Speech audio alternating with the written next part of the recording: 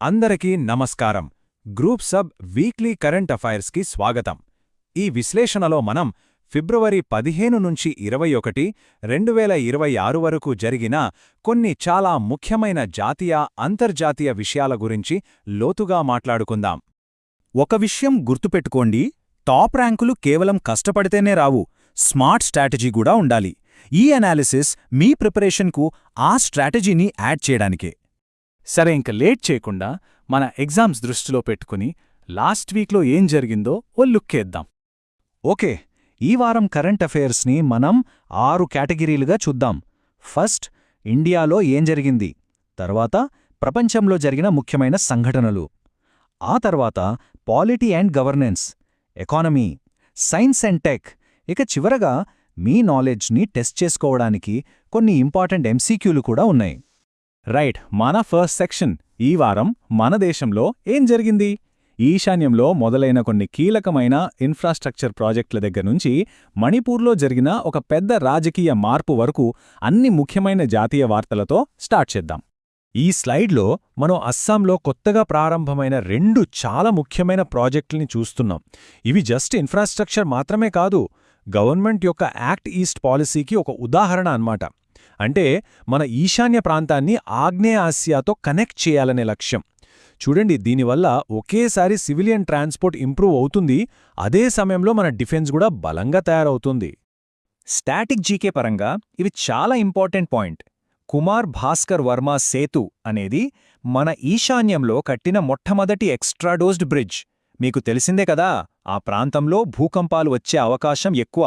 So ఈ advance టెక్నాలజీతో కట్టిన బ్రిడ్జ్ వాటిని తట్టుకునేలా ఉంటుంది. సరే, ఇక గవర్నెన్స్ విషయానికొస్తే మణిపూర్లో ఒక మేజర్ డెవలప్మెంట్ జరిగింది.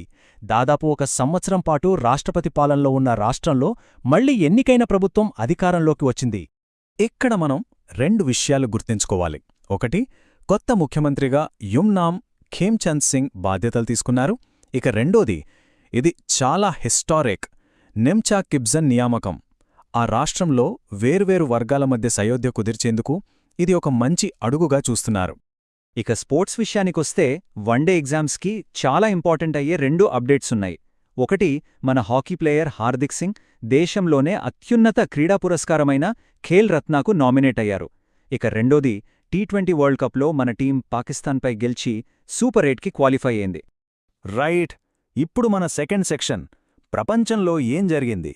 టెక్నాలజీ, వనరుల భద్రత, ఈ విషయాల్లో ప్రపంచవ్యాప్తంగా ఎలాంటి కొత్త ఒప్పందాలు, కూటములు ఏర్పడుతున్నాయో చూద్దాం. ఈ స్లైడ్ చూస్తే మనకు ఇండియా యొక్క వ్యూహాత్మక స్వయంప్రతిపత్తి లేదా స్ట్రాటజిక్ అటానమీ పాలసీ ఎంత బాగా పనిచేస్తుందో అర్థమవుతోంది. చూడండి, ఒకవైపు హై టెక్నాలజీ సెక్యూరిటీ కోసం అమెరికా లీడ్ చేస్తున్న ప్యాక్స్ సిలికా కూటమిలో జాయిన్ అవుతున్నాం. అదే సమయంలో గ్రీన్ ఎనర్జీకి కావాల్సిన ముఖ్యమైన ఖనిజాల కోసం బ్రెజిల్తో ఒక పెద్ద ఒప్పందం చేసుకున్నాం. అంటే మారుతున్న ప్రపంచంలో ఒకే కూటమికి పరిమితం కాకుండా దేశ ప్రయోజనాల కోసం మల్టిపుల్ పార్ట్నర్షిప్స్ మెయింటైన్ చేస్తున్నామన్నమాట. పసిఫిక్ రీజియన్లో ఇది ఒక చాలా ముఖ్యమైన ట్రేడ్ డీల్. అమెరికా, తైవాన్ మధ్య జరిగింది. దీనివల్ల గ్లోబల్ ట్రేడ్ డైనమిక్స్ మారే అవకాశం ఉంది.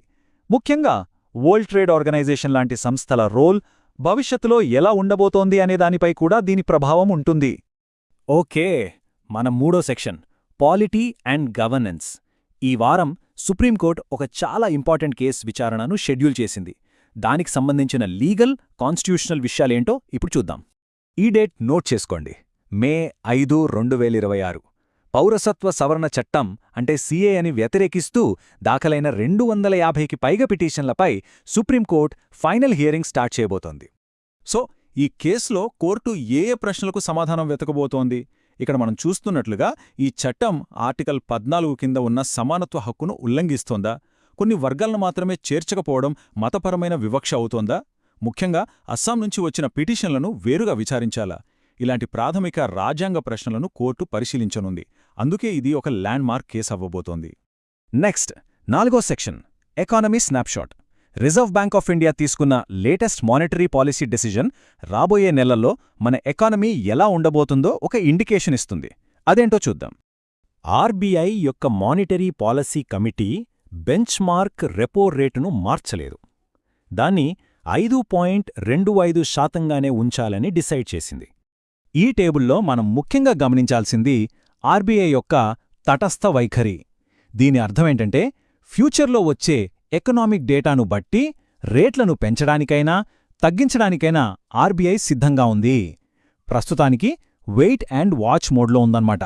దీంతోపాటు ఎంఎస్ఎంఈ సెక్టార్కి బూస్ట్ ఇచ్చేలా కొలాటరల్ ఫ్రీ లోన్ లిమిట్ని 20 లక్షలకు పెంచడం కూడా ఒక ఇంపార్టెంట్ పాయింట్. ఇప్పుడు 5వ సెక్షన్ సైన్స్ అండ్ టెక్నాలజీ. ఈ వారం ఒక పెద్ద ఏఐ సమ్మిట్ జరిగింది. అలాగే ఒక కొత్త పబ్లిక్ వెల్ఫేర్ స్కీమ్ కూడా లాంచ్ అయింది. వీటితో సైన్స్ అండ్ టెక్ ఫీల్డ్ న్యూస్లో నిలిచింది. ఈ సమ్మిట్ వల్ల హ్యూమన్ సెంట్రిక్ ఏఐ అంటే మానవ కేంద్రీకృత ఏఐలో ఇండియా ఒక లీడర్గా నిలబడింది. ముఖ్యంగా హెల్త్ కేర్ లాంటి ఒక సెన్సిటివ్ సెక్టర్లో ఏఐని రెస్పాన్సిబుల్గా వాడటానికి సాహీ ఫ్రేమ్వర్క్ను తీసుకురావడం అనేది ఒక చాలా పెద్ద స్టెప్. పబ్లిక్ సేఫ్టీకి సంబంధించి పీఎం రాహత్ అనే ఒక కొత్త స్కీమ్ స్టార్ట్ అయ్యింది. దీని ముఖ్య ఉద్దేశం చాలా సింపుల్. రోడ్డు ప్రమాదం జరిగినప్పుడు డబ్బు లేదనే కారణంతో ట్రీట్మెంట్ ఆలస్యం కాకూడదు. ముఖ్యంగా ఆ గోల్డెన్ అవర్లో బాధితులకు వెంటనే ట్రీట్మెంట్ అందేలా చూడటమే ఈ స్కీమ్ లక్ష్యం. ఓకే, మన చివరి సెక్షన్ ఎగ్జామ్ ఫోకస్. ఈ వారం మనం డిస్కస్ చేసుకున్న టాపిక్స్ నుంచి మీ నాలెడ్జ్ని టెస్ట్ చేసుకోవడానికి కొన్ని ఎంసీక్యూలు చూద్దాం. రెడీనా? ఫస్ట్ క్వశ్చన్ ఎకానమీకి సంబంధించింది. ఫిబ్రవరి మానిటరీ పాలసీలో ఆర్బీఐ ఫిక్స్ చేసిన రెపో రేటు ఎంత? గుర్తు తెచ్చుకోవడానికి ట్రై చేయండి. Correct answer B, 5.25%. గుర్తుపెట్టుకోండి, జస్ట్ ఆ రేట్ నంబరే కాదు, ఆ తటస్థ వైఖరి అనే పదం కూడా చాలా చాలా ఇంపార్టెంట్. రెండో ప్రశ్న, మనం ఇందాక మాట్లాడుకున్నాం గదా ప్యాక్స్ సిలికా కూటమిలో ఇండియా జాయిన్ అయిందని. అది ప్రధానంగా ఏ రంగానికి సంబంధించింది? కరెక్ట్ ఆన్సర్ బి, కీలక ఖనిజాలు మరియు ఏఐ. సెమీకండక్టర్లు, ఏఐ టెక్నాలజీకి సంబంధించిన గ్లోబల్ సప్లై చైన్ను సెక్యూర్ చేసుకోవడమే దీని మెయిన్ ఎయిమ్.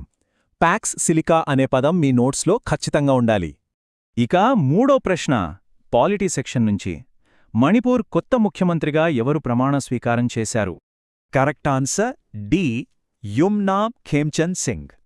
ఓవరాల్గా ఈ వారం చూసుకుంటే 3 విషయాలు మనకు స్పష్టంగా కనిపిస్తున్నాయి. 1. ఫారిన్ పాలసీలో ఇండియా తన బ్యాలెన్సింగ్ యాక్ట్ను కంటిన్యూ చేస్తోంది. 2. ఎకానమీ విషయంలో ఆర్బీఐ చాలా జాగ్రత్తగా స్థిరమైన వైఖరితో ఉంది. 3. దేశీయంగా గవర్నెన్స్, టెక్నాలజీ ఫీల్డ్స్లో కొన్ని కీలకమైన మార్పులు జరిగాయి. ఒక విషయం గుర్తుంచుకోండి, ప్రిపేర్ అయ్యే ప్రతి ఒక్కరూ అలసిపోతారు, డౌట్స్ వస్తాయి. కానీ ఎనర్జీ తక్కువగా ఉన్న రోజు కూడా పట్టుబట్టి చదివేవాళ్లే విన్నర్స్ అవుతారు. సో కన్సిస్టెంట్గా ఉండండి, ఫోకస్డ్గా ఉండండి. ఇలాంటి అనాలిసిస్తో మీ ప్రిపరేషన్ను షార్ప్గా ఉంచుకోవడానికి గ్రూప్స్ హబ్కి సబ్స్క్రైబ్ చేసుకోండి. మళ్ళీ వచ్చే వారం మరిన్ని ఇంపార్టెంట్ అప్డేట్స్తో కలుద్దాం.